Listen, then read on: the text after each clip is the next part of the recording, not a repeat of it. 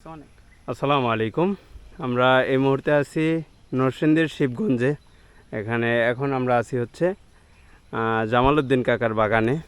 তো এখানে আমরা আইসা সর্বপ্রথম যে জিনিসটা দেখতেছিলাম, কাকার বাগান ঘুরা ঘুরা খুব সুন্দর রামবুটান হয়ে আছে। আমরা এই রামবুটান ফলগুলো দেখতেছিলাম। এখন আমরা কাকার থেকে জানবো যে কাকা, আপনি এই বাগান কতদিন ধরে শুরু করছেন এবং এটা কিভাবে শুরু করলেন? আসসালামু আলাইকুম। আমার নাম জামালউদ্দিন। আমার বাড়ি নরসিংদী জেলা শিবপুর থানা জয়নগর ইউনিয়ন অষ্টনী গ্রাম। রামবুটানটা মূলত বাইরের মালয়েশিয়ান, ব্রুনাই, ইন্দোনেশিয়াতে তার জন্মস্থান। আমি কিন্তু ওই ফলটা মালয়েশিয়াতেও আছে, ব্রুনাইতে নিয়ে আসছি, ফল নিয়ে আসছি। ফল নেওয়া আনিয়ে আমি ওই বাগানটা করছি। বিগত 11 সালে আমার ফল আসছে। হ্যাঁ, এখন রানিং প্রায় 25 সালে চলে গেছে, 25 সালের উপরে বাগানের বয়স। এখন আলহামদুলিল্লাহ রামবুটান প্রত্যেকটা গাছে আসছে।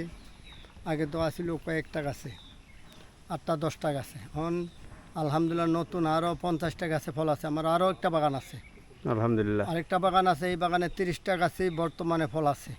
ওইগুলি প্রত্যেকটাই মিডিয়ায় দেখাইতেছে, আপনারা দেখবেন। আর আমরা যেন সঠিক যাত্রা ক্রয় করতে পারি, যেহেতু মিডিয়ার আন্ডারে ওই দেশ আগাইছে। আজকে মিডিয়ায় যদি ঢাকা মারামারি হইলে ঢাকার আগে খবর পাই আমরা, কিন্তু মিডিয়ার মাধ্যমে।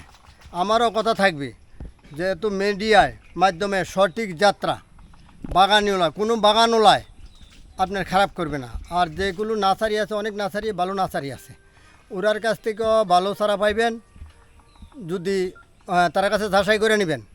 যেহেতু আমার থানায় অনেক ভালো একজন লোক আছে, লুৎফর ভাই, ভালো লোক, ওনার চারা বিক্রি করে ভালো লোক। আমার জানা মতো বাগান না থাকলেও ভালো চারা বিক্রি করে।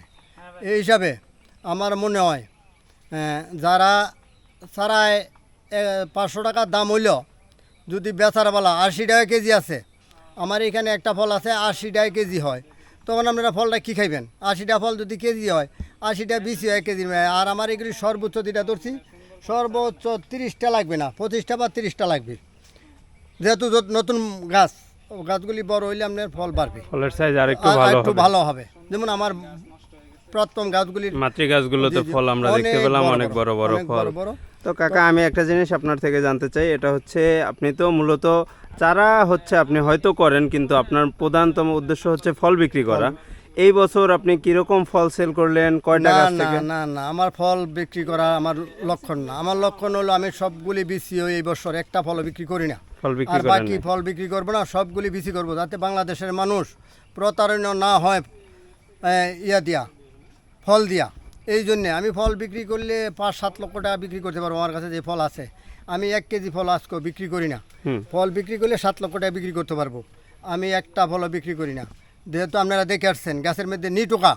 ফল বিক্রি করলে আরও আগে বিক্রি করতাম, কিন্তু বিক্রি করি না। এইখানে যারা এক্সিডেন্টমূলক 2-1 কেজি নেয়, ওইটা বিক্রি করবো। আমার এই মানে অনেক দূর থেকে আসছে, 2-1 কেজি চাইলো, ওনাদেরকে দিলেন। বাকিটা আমার ফল বিক্রি করার উদ্দেশ্য না। আপনার উদ্দেশ্য হচ্ছে এই ফল থেকে চারা তৈরি করে সারা বাংলাদেশে মানুষের কাছে অথেন্টিক যে জাতটা আছে এটা পৌঁছে দেয়া। আপনার যেই মহৎ উদ্দেশ্য, এটাকে আমরা স্বাগতম জানাই, আপনাকে ধন্যবাদ জানাই।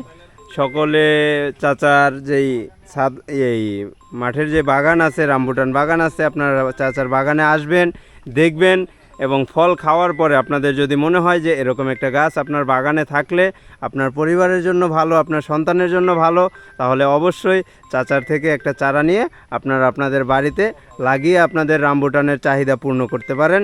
সকলে ভালো থাকবেন, সুস্থ থাকবেন। আল্লাহ হাফেজ। আসসালামু আলাইকুম।